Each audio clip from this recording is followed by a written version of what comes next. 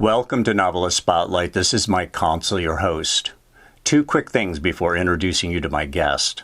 First, I encourage you to subscribe to this podcast by clicking on the follow button and also clicking on the bell icon so you're alerted to each new edition of the program.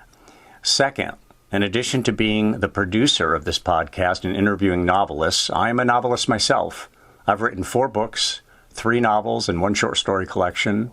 In the episode notes, you will find a short link to my Amazon page and all 4 of those titles. Now, on with our program. In the spotlight is Melissa Edwards, literary agent and executive vice president at Stonesong, the New York City-based literary agency. She's a graduate of Washington University in St. Louis and then headed off to Vanderbilt Law School, after which she began a career in litigation. She became a litigation attorney before transitioning into publishing. She also acts as a contract consultant for authors and agents under the business MLE Consulting. She represents a host of novelists, including Yasmin Ongo, who was a guest of mine on episode number 179 of this podcast. Yasmin is the creator of the Nina Knight series of suspense novels, and she was a terrific guest on the program. And Melissa will check this with me, but the Nina Knight series is being considered for television production right now. Also, and again, Melissa can check me on this one, I believe Yasmin, who almost gave up pursuit of traditional publishing, suddenly had 3 literary agents interested in representing her, but it was Melissa Edwards who got the nod from Yasmin. So good stuff all the way around. Melissa Edwards, welcome to the program. Thank you so much. It's so nice to be here. Did I get that right? Yasmin, you're representing Yasmin and with some potential television production. Yes, Yasmin has her thumb in a lot of pies. I don't know if that's actually a phrase, but if it is, then she's quite a busy person. She has a bunch of books that we're working on right now and a graphic novel adaptation of the Nina Knight series, and then there's the TV series in development, which is obviously a very long-winded process. Well, no, and was I correct in saying you were competing with a couple other lit agents that were interested in her? Is that right? I mean, if she said it, then it's true. Usually that's not It's a the part I gospel. know about. Well, you got the nod, so that's it. And she's obviously happy with you, and some exciting things going on. How many novelists do you represent currently, Melissa? Roughly, it doesn't have to be an exact number. I don't actually know the number, funnily enough, because everyone is in different parts of the process at any given time.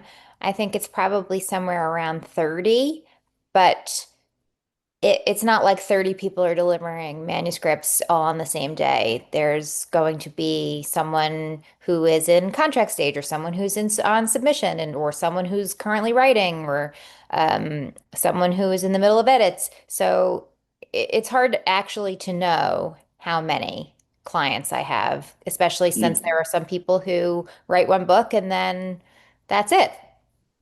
Right, right. So, what's the standard agreement of a literary agent? I mean, say with your clients, what are the basics that anybody who finds a literary agent out there in the world should basically figure is going to be coming their way, or should be basically the parameters? An agency agreement lays out the relationship between the author and the agency. So it's going to say things like your commission structure and what percentage the agency is taking for your domestic sales versus your foreign sales versus film and TV. It should say how it's terminable. So is it terminable at any time? Who can terminate and when? Um, it should have something about expenses. Does that agency charge back for expenses? Um, and most agencies use author agent agreements. In my consulting life, I read them for authors for a flat fee. But some agencies still do a handshake agreement because they rely on the agency clause in the underlying publishing contract. And it's not necessarily the way I want to roll, but there's nothing wrong with it. So, film and TV is a higher percentage typically than domestic sales, and our foreign sales higher or typically lower than domestic sales? So it really goes to how many people are involved in the process. So the reason film and TV is higher than regular domestic sales is because there's usually a co-agent. So you're sharing commission with that co-agent. Same with foreign. If there's more people involved, the commission goes up. Um, I think the commission can go up to 30% as far as I've heard. I know a lot of agencies are at 20% for foreign. So it really just depends from one agency to the next. So your law degree from Vandy must be really valuable in the work that you do right now. I mean, you're working with contracts and you were a litigation attorney, not a contract lawyer, I suppose, but your understanding of the law is such that I take it you've probably gotten quite good with contracts and understand them well. I try. Yeah, having a law degree doesn't hurt. It gives me a uh, a level of cachet I think really feels important to authors. Even though I'm not their lawyer, it's nice to know that I am a lawyer. And I have read a lot of contracts, both as a literary agent and as a consultant for unagented authors and other agents. And so after you read enough of them, you know what they should say and you know when they're missing things. Now, what took you from law to book publishing? I was only a lawyer for like a minute. I mean, technically, I am a lawyer now. I should say that to my father, who would be very upset if I wasn't actually maintaining my license. I still have a license. But I, So that was short term. But did yes. you always have an interest in being a literary agent, or have you always been a voracious reader, or do you Oh, yeah. write? I don't write. So, when I had just graduated from law school and was practicing law, I knew almost immediately it wasn't for me. But I have always been a passionate reader, especially in commercial fiction. So, in thrillers and romance and mystery.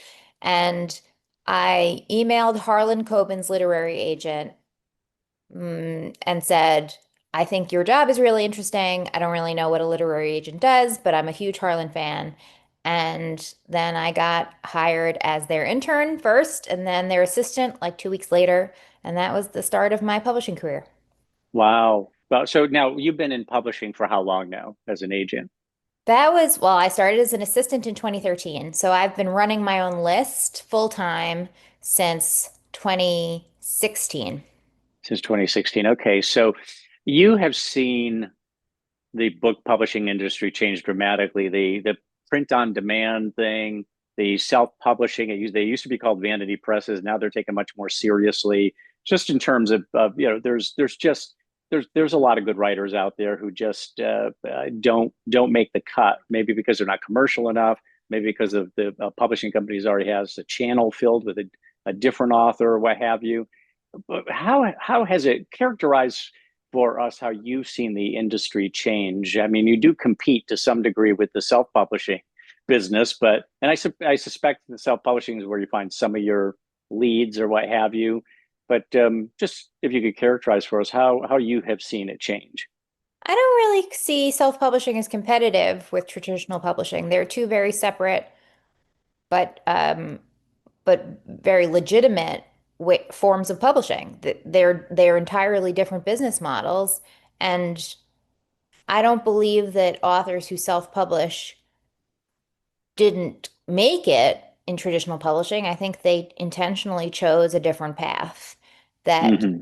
is uh, a realistic and viable way to make a name for yourself. It just is a very different way of doing so. So, um, yes, I think the rise of self-publishing and how to do and how to grow that business intelligently has changed dramatically in the last 10 years. And also the rise of social media. I don't think anyone in publishing 10 years ago could have imagined what TikTok has done for book publishing.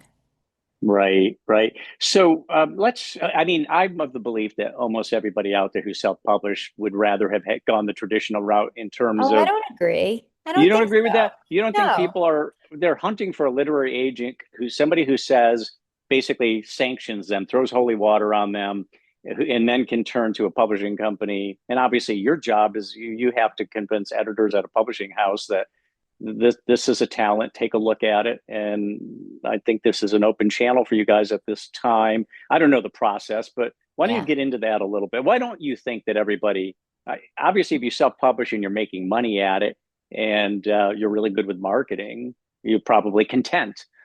But there is something about having Melissa Edwards or any other literary agent say, you know what, let's go, let's get you published.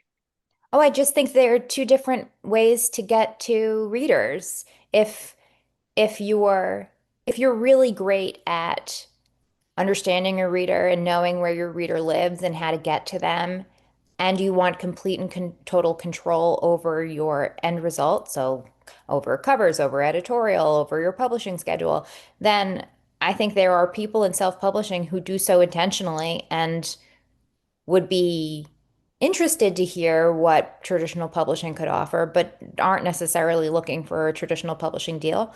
And then there are people, and many people, who I'm thankfully who I get to work with, who their goal is to be published in traditional publishing and want that support from a publisher and want to be edited by a professional editor and want to see their book in traditional bookstores. And I'm very lucky that I get to be a part of that process. I just don't think that there is 100% overlap between those two communities. Yeah, yeah. One of the things I've heard people say who do self-publish say, I like and have been traditionally published, then go to self-publishing is the speed with which you can bring it to market. It's like, wow, sometimes it takes a year and a half, 2 years for a Yeah. publishing house to bring it to market. And I don't want to wait that long. And I remember one of the authors I talked with on the program, she's in her 80s, and she said, look, I don't know if I'm going to live to see the day. So I'm going self-publishing because I want to get it out there. And Oh, she's that's already great. she's already an established she's a pretty established name. In fact, she was shortlisted for the National Book Award at one point. But even then, that's such a tough business. Here's a woman who has achieved a lot. She even got a note from James Salter saying nice things about the novel she wrote. I mean, the late great James Salter. And but then she wrote what she thought was the best novel of her life, and nobody was interested in it. It's a tough business, as you know. Let me ask you about how you handle incoming manuscripts. All literary agents say we're flooded with them. What is the process? How do you go about handling them? Who screens them for you, and how do you handle them from there? I read every query I receive personally. So it doesn't happen immediately and it doesn't happen quickly, but I screen everything myself.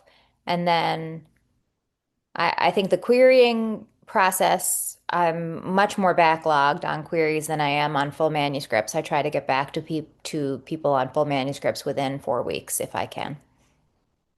And what are you looking for when you look at you probably ask for what, 25 or 50 pages or 10 pages?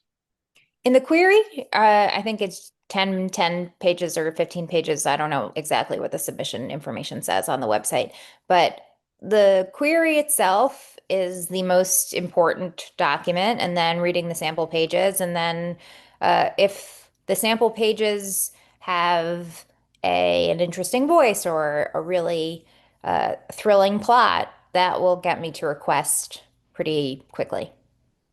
Talk about the query letter a little bit, because first of all, I'm sure you want them to have read what you're looking for, so they're not out in left field and it's like, I don't represent that kind of work, and that this person never bothered to check. Other than being accurate, that yeah, I'm the agent who would represent that if it was of the caliber that I'm looking for. What is in a query letter that makes you that maybe lights you up or just passes muster with you? I like to see a well-organized query. So I think there's a lot of information online about what goes into a query letter, and a lot of it is in opposition to one another. And I'm not saying there's only one way to organize it, but as long as it is clear that there was some intention there, then that really satisfies my needs. But I want to see an interesting hook in the query. So figuring out who is your main character, what is the conflict, and what are the stakes, those are the big elements of a hook. And I'm not saying you need to give away the farm in the query, but just tempt me to want to know what happens in the rest of your book. Hmm. What is the quality of fiction writing these days? Are you seeing really good stuff coming across that how often do you get perhaps sample pages that actually electrify you? I'm sure that's rare, but because especially as much as you read, but what do you I think think about the quality? I mean it's as good as it's ever been, if not better. And there's always going to be a range. There's people who have been who like hit press send immediately after finishing the first draft of their novel and it's still really rough. And then there's people who have been honing their book for years and years. And then there's diamonds in the rough who are waiting for their big break. It's like the quality is there.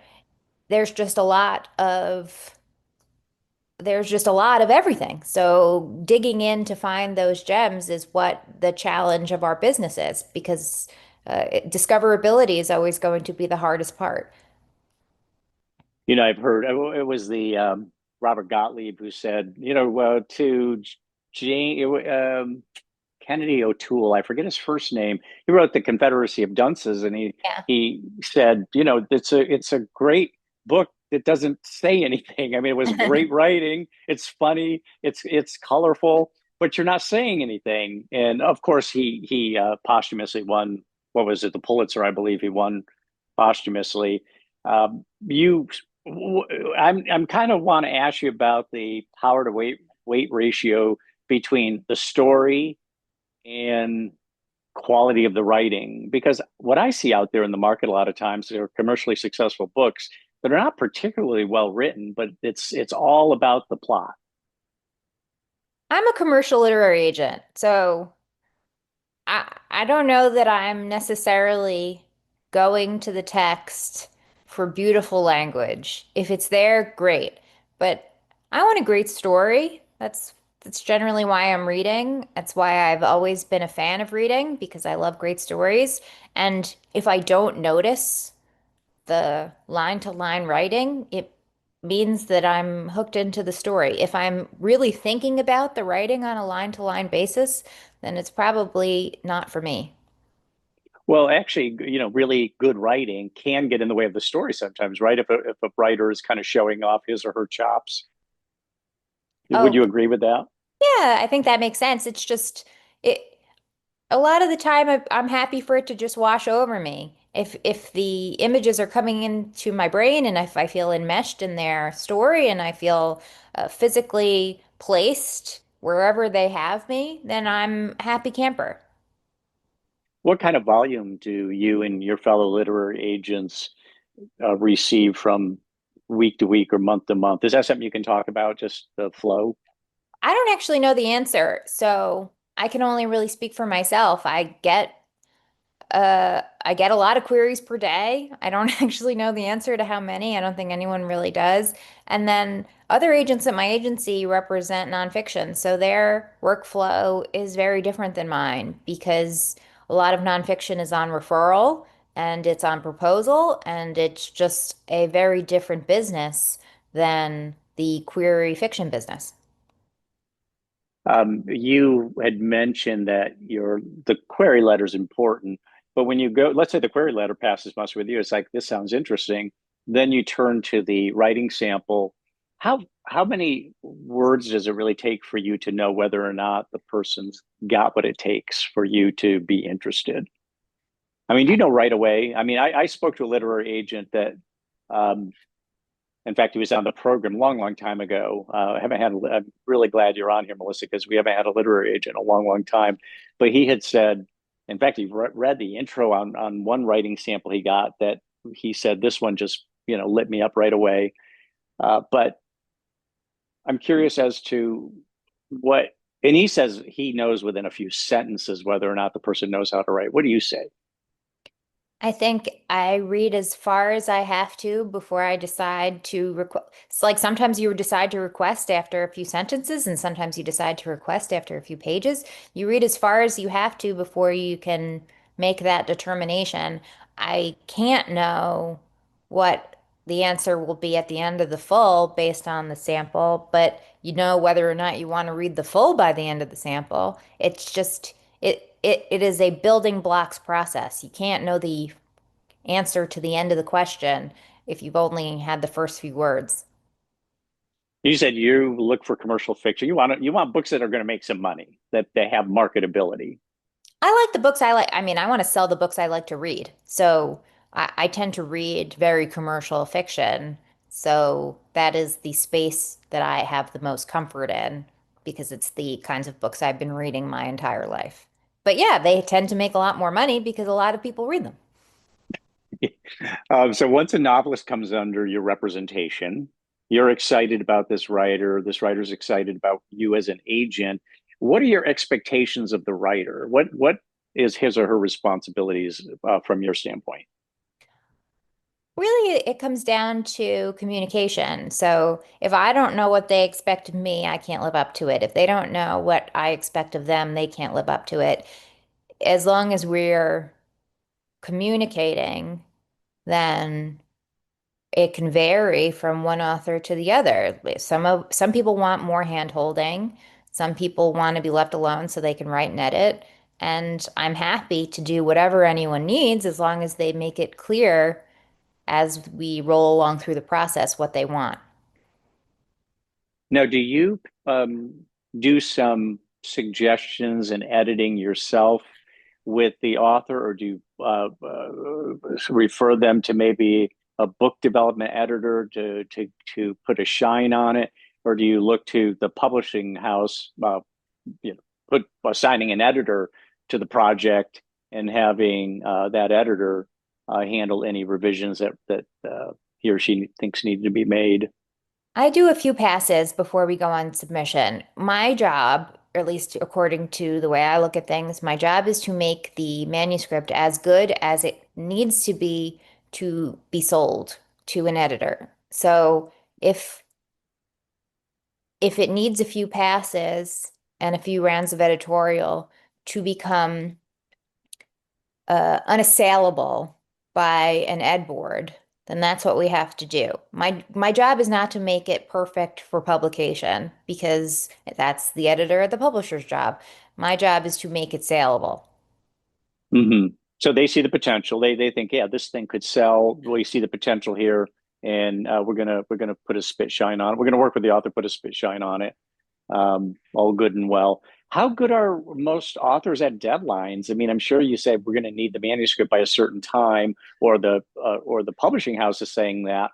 Uh, I would imagine. I mean, just knowing human nature, some people are procrastinators. I mean, how good are most authors at making deadlines? Oh, I don't know that there is such a thing as most authors. There's every single author is different. It is it's a job. I mean, this is a job like any other. It is not necessarily a 9 to 5 sit at your desk kind of job, but it is a business relationship that you're making both with me and then with the publishing house. So living up to those deadlines is living up to the responsibilities of your contract. I do say this to most of my authors. When we sign that contract, those are the dates that you have to feel most likely to fulfill at that moment in time. So if you already think you can't hit your dates by the time we sign the contract, then we should edit the contract in that moment.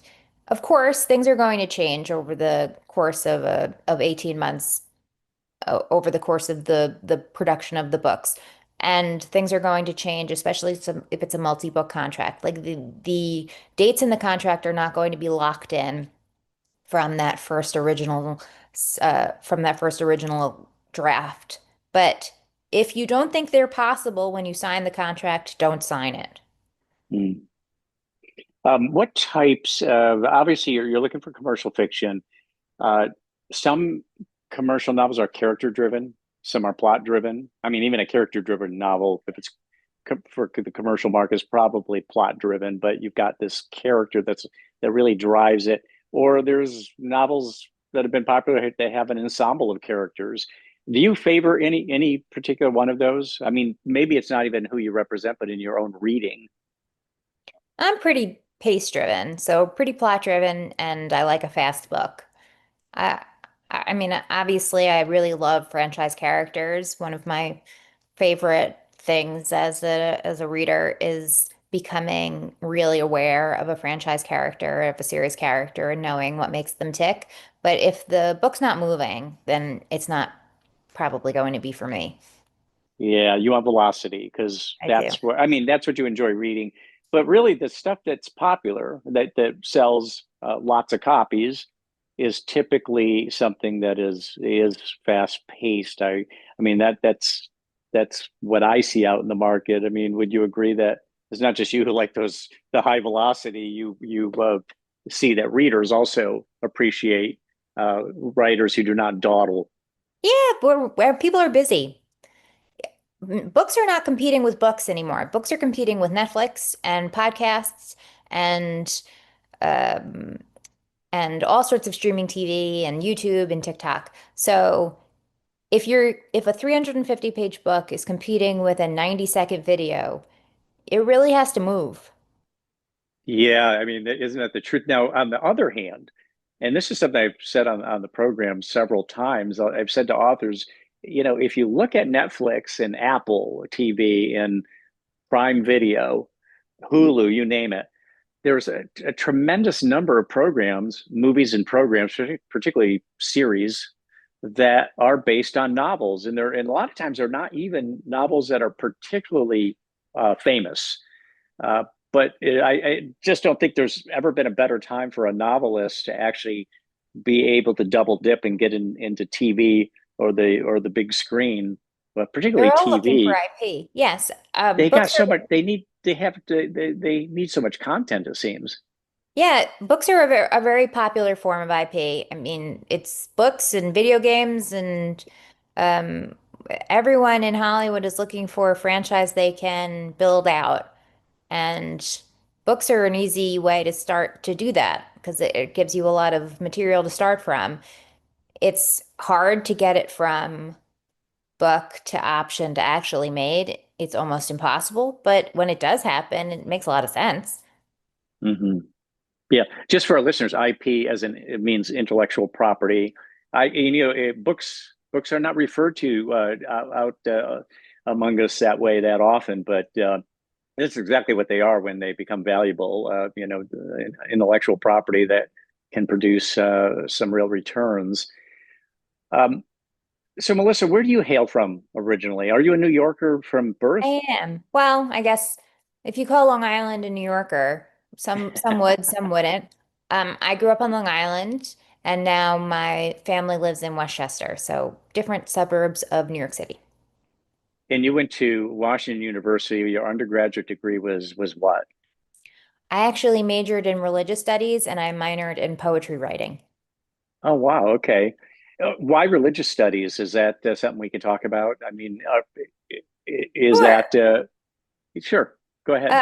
I was sort of an accident, actually, because the first class I took on my first day of college was Introduction to Christianity with a professor named Frank Flynn, and I thought he was so interesting and so unique, and his take was very bizarre because he was a former monk who left and became a professor at WashU. And then I took every class he offered, and then after doing that, I was like, I don't know, 80% of my way through a religious studies major, and I was like, oh, oops. So that's how I ended up a religious studies major. Wow, what a treat to have a former monk teaching religious studies.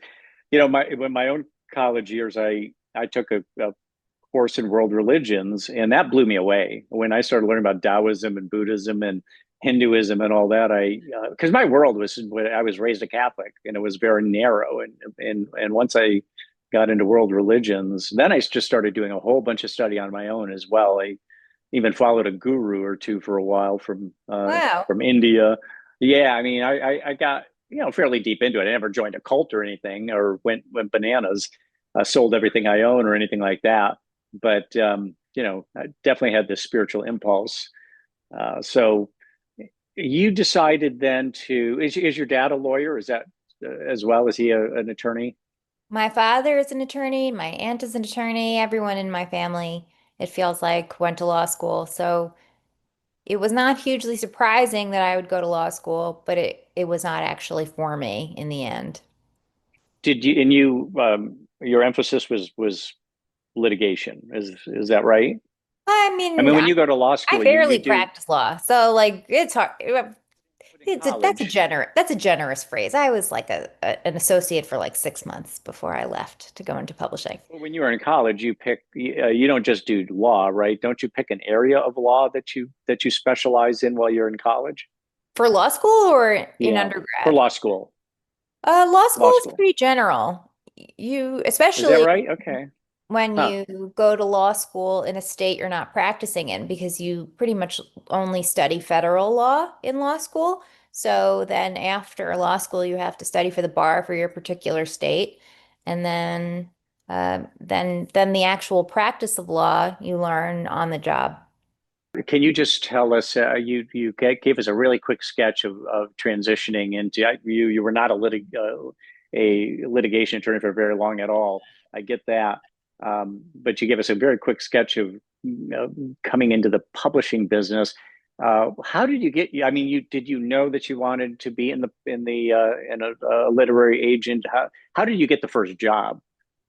Was it So happenstance or were you seeking it? I didn't really know what a literary agent did. I didn't know what an imprint was when I got into publishing. So I only really knew that the only things that brought me a lot of joy were books and reading and authors and stories. And if I had the choice between reading a brief or reading a romance novel, I would choose to read a romance novel. And if your job is to read briefs, then it's not great to be choosing a romance novel. So it seemed like the smart choice would be to pivot to a job that allows you to read fiction professionally. So I didn't really know what a literary agent did. If I had known then what the payment practices of being a literary agent were, I might have chosen to become an editor at that point because I would have wanted health insurance. That's I was going to say that being in the journalism business my whole career, obviously have interacted over the years with a lot of attorneys, and they like to write. A lot of them like to write. A lot of them are interested in journalism, but they just don't want the pay cut. It's like I'm making quite a bit of bank being a lawyer, and they'd love to do journalism because of obviously the writing is much broader, but they're not really interested in the pay cut. But it's just, people do what they a lot of times people do it for it's more passion than income that Yeah. really drives them. So You get hooked on it. You get hooked on the feeling of finding new material and representing authors and telling an author their book is going to be published. It's addictive. you must hear a lot of excitement on the other end of the phone when Usually you it's are stunned. It's not excitement yet. The excitement comes like a month later. okay. They get stunned. They probably after all the rejection letters, because everybody gets rejection letters, and they're usually just form letters. But to have somebody give them the nod, that's an exciting thing. So when you find an author, do you typically write to them and say, "Hey," well, obviously you'd say, "I'd like to see the entire manuscript." Yeah. So then you check that out. If it's like, wow, this is a good person for my stable of writers, I'd like to represent this person. Then do you start by writing again via email and saying, hey, I'd like to get on the phone, like to chat, and Yeah, then so the phone call comes. exactly. So you request the full manuscript and then something like, I think this is really great. I'd love to talk to you on the phone. And then it's either a phone or a Zoom. And then we go through what the relationship would look like. And usually authors have a whole host of questions for me about the agency or about the agency relationship or about my editorial vision for the book. And then I give authors at least 2 weeks to make a decision. And in that time, they can follow up with other agents who are reading, or they can see if they can get other offers. And then some of them also want to have conversations with clients on my list, and so I can give them names of referrals. And then 2 weeks later, I find out whether or not they chose me. So it becomes a beauty contest for agents as well. Well, yeah, if a author's so good that they've got multiple agents, like Yasmin did, I mean, that's a beautiful thing.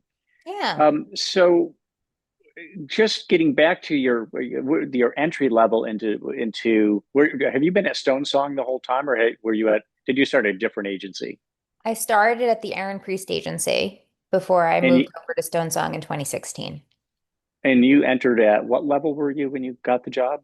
I was an intern for 2 weeks and then I was an assistant and then I took over foreign rights and then they let me start building a list before I left in 2016. How do you know when somebody, think about your own agency, and how do you know that a person is has got the right stuff to be a literary agent? Oh, I mean, I don't know how you know that looking at someone else, but Do you have any say so in this? Do you guys work as a team and say, so and so has been doing a great job with this and that? And conversations I've had with him or her, I really hear, the really intelligent analysis of what they're looking at. So I think that this person could do it. Do well, you have conversations like that? I'm not an owner of the agency. So there Hmm. are two owners of my agency, Allison Vargas and Ellen Scordato, and they make those determinations for Stonesong. But I think it's a lot of factors. Agenting is commission based, as you probably know. So there's a money question. So can they bring in enough money to support themselves and also bring in money to the agency? Because advances and royalties are not paid out 100% are not paid out all at once. So let's say you look at this person and you think they would be really good at selling books. The entire advance for every book they sell is not going to come in on day one. It is broken into pieces. So it takes a really long time for an agent to gear up to making enough money to support themselves. And so, how are they going to support themselves in those first few years of agenting, or are they lateraling in from a career at another agency? These are all sorts of questions that are in the mindset of someone being hired as a literary agent? Or are they expecting to assist the agency and would want a salary for those first few years? That's what a lot of agents do. That's what I did when I first started out. I got a salary when I was an assistant, and then you transition over to being commission only. So there's a lot of questions, but it all comes down to ambition and work and drive because this is a solitary career. This is not a career that has a lot of oversight. You have to really be committed to building your own list every day forever, or else you don't And eat. you're, and yeah, exactly. You're under the gun. You're going to be motivated because you're really working on commission, and that's a great motivator for any It, person. yeah, it does. There's no salary to keep you going from week to week. You really have to be aware of your own finances forever. Now, did you express to the people at Stonesong that I would like to be a literary agent, or did they start saying, you would be good at this?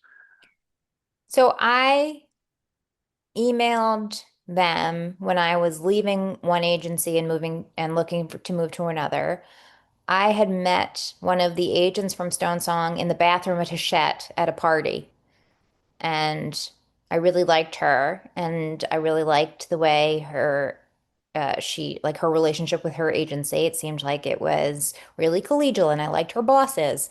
And so I emailed her and said, I'm looking to move. Do you think I could get in touch with Allison and Ellen? And then she put me in touch with them, and here we are, all these years later. So, what is a culture like at Stonesong? What would you say? How would you characterize the culture? It is a really collegial, supportive place, but one where I don't feel like I have I don't have bosses like sitting on my shoulder looking over my every move. They really are supportive of each agent being independent and in their ability to build their own list or the list that they want to build for themselves. How virtual are you guys? Do a lot of you work from home several days a week, or do you guys have a commitment to the office? There is an office on 39th and 8th. I just don't go to No it. wonder it's solitary. You're not around some of the other agents or support staff to chit chat with in between manuscripts. Oh, we So have yeah, I meetings. guess it is We have solitary. meetings online, but yeah, I hate going to Midtown. Yeah, it's I mean, yeah, there is, and now you've got the I forget what Kathy Hochul calls it, your governor, which is has to do with pricing, Oh uh, yeah. I also don't drive. So congestion pricing. You don't need a car in New York, right? All you do is yeah. hop the subway or a taxi or walk it. Yep. So Yeah, congestion pricing, thankfully, is not a problem for me. But and it's easy to get to the office.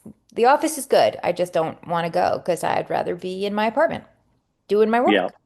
yep, gotcha.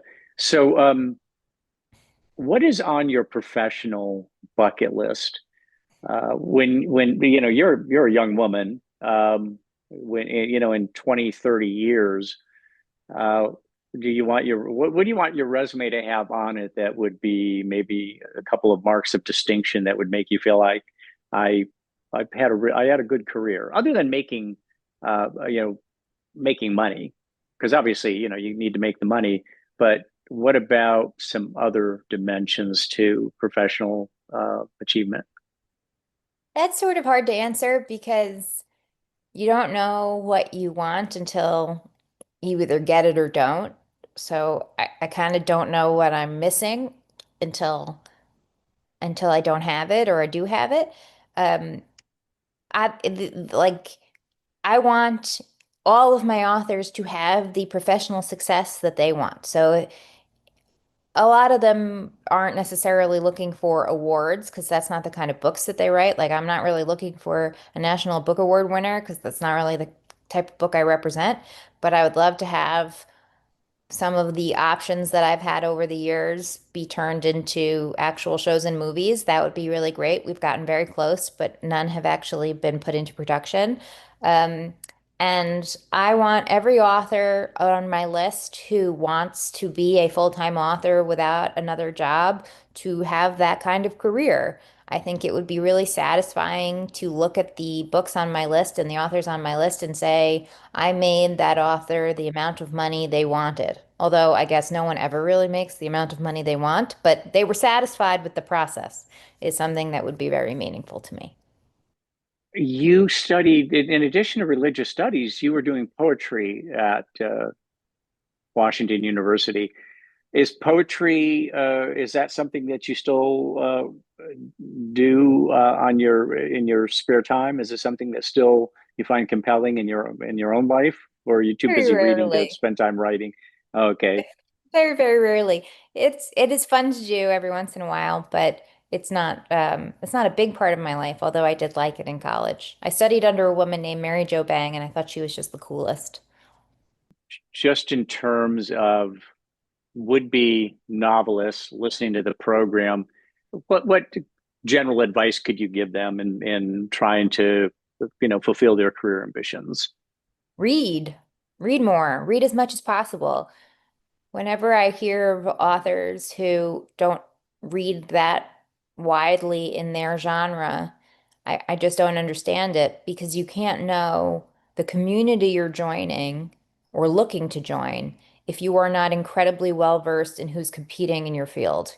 These are these are your competitors and they are hopefully going to be your coworkers eventually.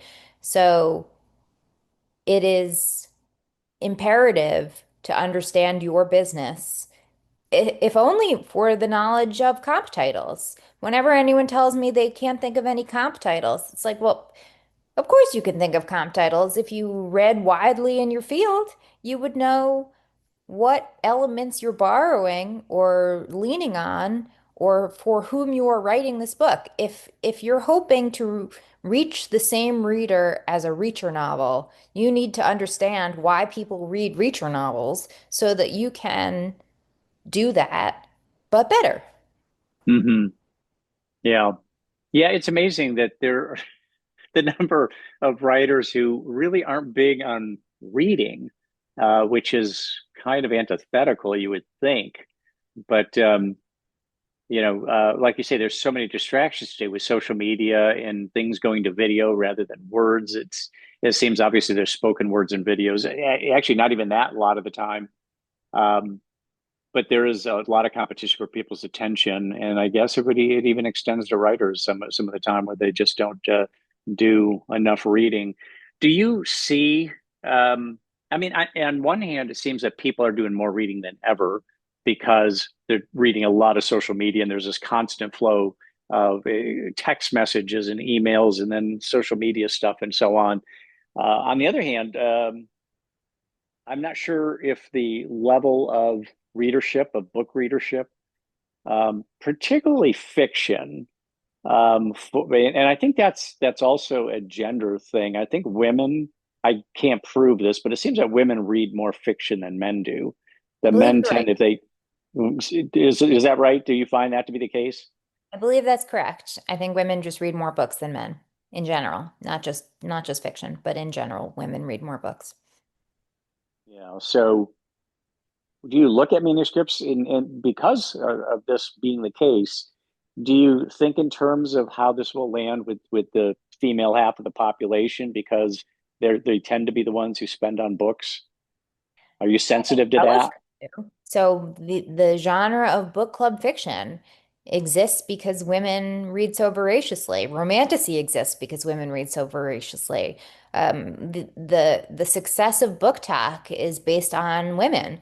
So yeah, it would be crazy not to think about what women want when it comes to commercial fiction, which is not to say that we're leaving men behind. I read like a 75-year-old man.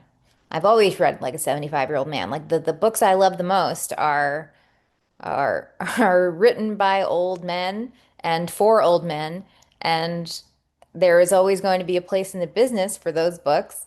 But yeah, no, women are a huge part of this market, and if you're not reading with women in mind, then you're missing a very large portion of the population. I'm not sure I understand the 75-year-old man aspect, though. Elaborate on that. Tell us more about that.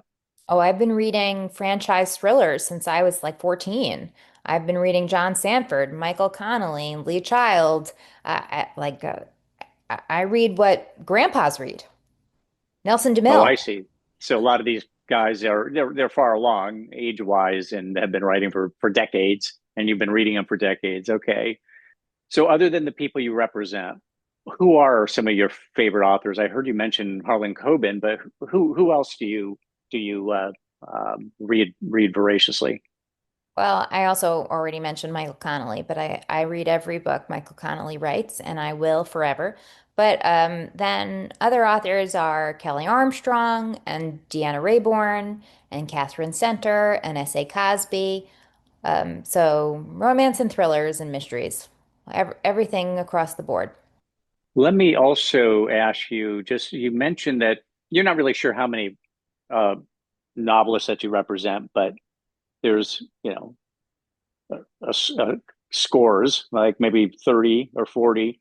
Um, what is your capacity? I mean, uh, how many writers can you represent and still do justice to? Is that a fair question? Is that something you can answer? I'm just wondering because if you're looking to make money and you're devouring manuscripts or at least query letters and such, how many people can you actually represent at a time and feel like, okay, I'm doing them justice? I feel like the limit does not exist as long as you're willing to work hard, which I am. I was raised to believe that it's it's imperative to work hard and to work well and efficiently. And as long as everyone isn't delivering simultaneously, then there is time in a day to get to everything that needs to get done. as long as you break it up intelligently. So I'm not looking to sign tons of authors per year. That is not what someone who's mid-career can do feasibly. It's just not possible. You have to maintain the authors that are currently on your list at the level that you sign them at. But like a shark, if you're not moving forward, you're dead. So I have to be consistently looking for new talent. My guest has been Melissa Edwards, literary agent at Stonesong. Melissa, I really appreciate you taking the time. This has been really valuable to listening audience. Thank you so much. It's been a pleasure.